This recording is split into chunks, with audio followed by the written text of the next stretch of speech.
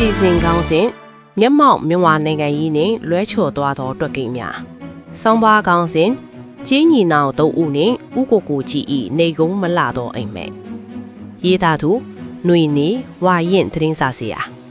တော်တရှင်မောင်ခမမျက်မှောက်မြန်မာနိုင်ငံရေးသမိုင်းကိုပြန်ကြည့်ရင်88မျိုးဆက်ចောင်းသားခေါင်းဆောင်တုံးဦးရဲ့အမိကိုခြံလက်ထားလို့မရပါဘူးမင်းကိုနိုင်မိုးတီးစွန်နဲ့ကိုကိုကြည်သူတို့သုံးဦးဟာ1988ခုနှစ်က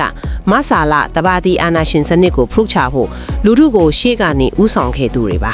ဒါပေမဲ့ဆယ်စုနှစ်၄ခုနီးပါးကြာလာတဲ့အခါမှာတော့သူတို့ရဲ့နိုင်ငံရေးလမ်းကြောင်းတွေဟာကျင်းညီနောင်တွေလိုပဲလွင့်စင်ကွဲပြားသွားခဲ့ပါပြီဒီနေ့ရဲ့နိုင်ငံရေးသုံးသပ်ချက်မှာတော့2026နိုင်ငံရေးအခင်းအကျင်းတွေကဥကိုကိုကြီးရဲ့ရွေးချယ်မှုနဲ့ရလဒ်တွေအကြောင်းသုံးသပ်တင်ပြပေးသွားမှာဖြစ်ပါတယ်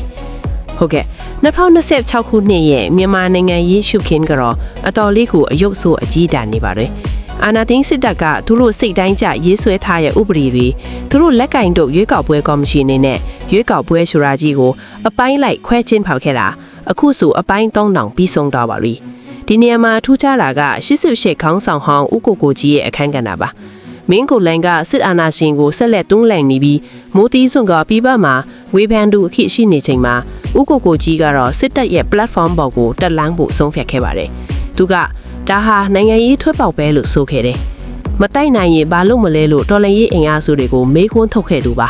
ဒါပေမဲ့ဥကိုကိုကြီးရဲ့တွက်ကိန်းနေအမားကြီးမှားသွားခဲ့တာကိုအခုရလဒ်တွေကတတ်သိပြနေပါတယ်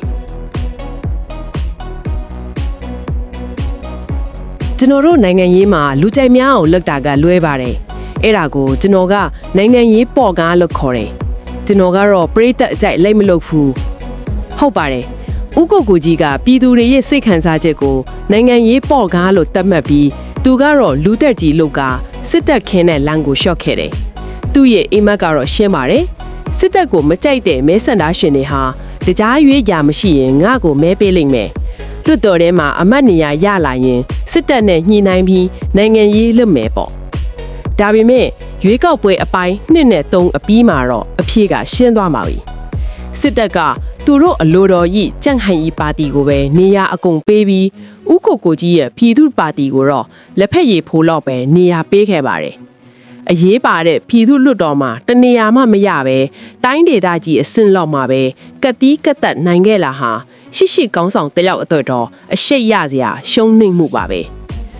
ဥကိုကိုကြီးပြောလိရှိတဲ့ပြည်သူစစ်တွေကသူ့ကိုမဲမပေးခဲ့ကြပါဘူး။ဘာကြောင့်လဲပြည်သူတွေဟာစစ်အာဏာရှင်အောက်မှာငုံခဲနေရပေမဲ့ဘသူကသူတို့ဘက်မှာရက်တီတယ်လေဘသူကကိုကျိုးအတွက်ရန်သူနဲ့ပေါင်းတယ်လေဆိုတာကိုကောင်းကောင်းသိနေကြလို့ပါပဲ။ခမားတို့မဲမပေးရင်မကြိုက်တဲ့သူကအုပ်ချုပ်တာ9နှစ်ခံရမယ်ဆိုတဲ့ချင်းချောက်စကားဟာပြည်သူနှလုံးသားကိုမရနိုင်ခဲ့ပါဘူး